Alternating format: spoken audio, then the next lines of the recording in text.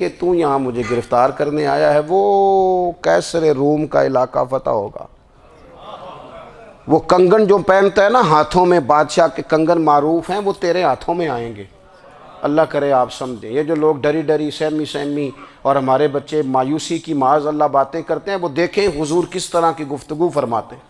ابھی ایک گاؤں پر بھی اسلام کی حکومت نہیں، لیکن حضور کا خبر دینے کا انداز، کریم فرمانے لگے وہ کیسر روم کے جو کنگن ہوں گے وہ تیرے ہاتھوں میں آئیں گے۔ جناب سراقہ بن مالک فرماتے ہیں کہ میں مسلمان ہو گیا، حضور کا وصال ہو گیا، کنگن نہیں آئے۔ حضرت ابوبکر صدیق کا وصال ظاہری ہو گیا، کنگن نہیں آئے۔ جناب عمر کا دور آ گیا، سراقہ بوڑھے ہو گئے۔ کوئی بندہ پوچھتا نا کہ اب تو عمر ڈھل گئی ہے، زندگی کا پتہ نہیں، کہنے لگے نہیں میں نہیں جاتا، جب تک کنگن نہیں آتے اسرائیل کوئی نہیں آئیں گے، کیونکہ ساڈے نبی دی زبان ساڈے واسطے قرآن، جو دن کو کہہ دیا دن ہے تو دن نکل آیا، جو شب کو کہہ دیا شب ہے تو رات ہو کے رہی، اور خدا نے ان کی زبان کو وہ اختیار دیا، جو نکلی منہ سے ان کے وہ بات ہو کے رہی۔ اور فاضل بریلوی کا تو انداز ہی پھر انوکھا ہے نا، وہ تو کہتے ہیں وہ زبان جس کو سب کن کی کنجی کہے، جس کو سب کن کی کنجی کہیں، اس کی نافذ حکومت پہ لاکھوں سلام۔ کہنے لگے نہیں آتے حضرت اسرائیل، فکر نہ کرو، بوڑھے ہو گئے تھے، نکلنا گھر سے بند کر دیا تھا، حضرت عمر کا دور تھا، کنگن آ گئے۔ حضرت فاروق اعظم نے ان کے پوتوں سے، نواسوں سے، بچوں سے کہا جاؤ بلا کے لاؤ، کہا دادا جان بوڑھے ہیں، فرمایا تم کان میں کہہ دینا کنگن آ گئے، پھر تم دیکھنا تو صحیح۔ پھر حضرت سراقہ آئے، حضور نے جو خبریں دیں، نبی پاک علیہ السلام نے جو گزشتہ قوموں کے احوال بیان کیے، اور پھر میرے نبی پاک علیہ السلام نا دنیا میں عزتیں دینے آئے۔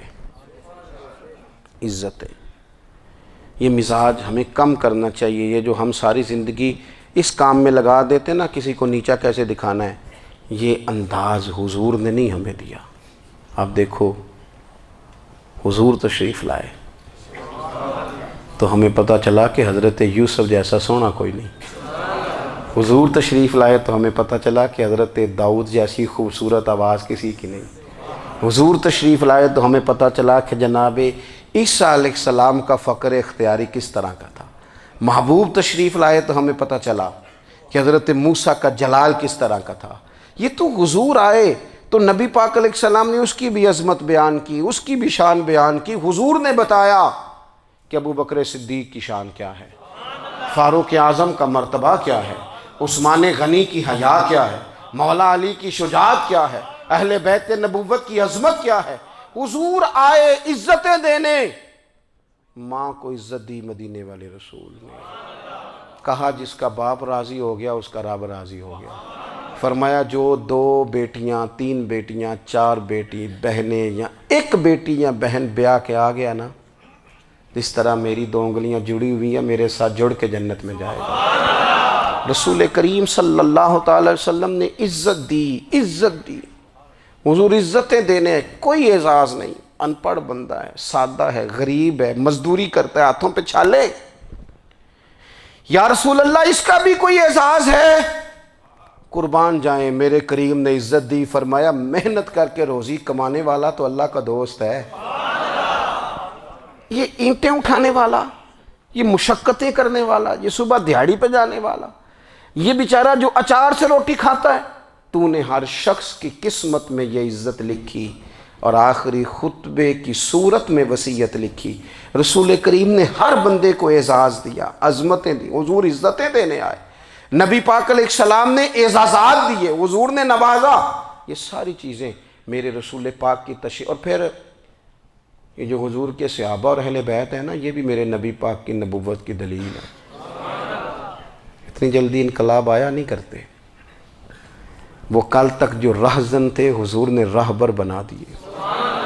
وہ لوگ جو کل تک ایک دوسرے کے گلے کاٹ کے کھاتے تھے، ایک دوسرے کو مارتے تھے، تکلیف پہنچاتے تھے، برادری ازم پہ لڑتے تھے، حضور نے بھائی بھائی بنا دیے۔ ایک پلیٹ میں کھانا کھانے لگے، سیدنا بلال حبشی، صہیب رومی، سلمان فارسی، حضور نے یوں کر کے ملا دیا۔ نبی کریم علیہ السلام نے تقسیمیں ختم کر دی دنیا میں۔ حضور کہ صحابہ نے اپنا کردار اس طرح کا دکھایا، اتنا بلند کیا، اور صحابہ کرام علیہم رضوان اس کو دیکھ کر اتنی بلندیوں پہ گئے کہ گواہیاں اللہ کا قرآن دیتا ہے۔ فرمایا محمد الرسول اللہ والذین معہ اشداء علی الکفار رحماء بینہم تراہم رکعا سجدا یبتغون فضلا من اللہ ورضوانا۔ فرمایا یہ جو میرے محبوب کے ساتھ والے ہیں کافروں پر سخت ہیں، آپس میں نرم دل ہیں، تم جب بھی انہیں دیکھو گے سجدے کرتے دیکھو گے۔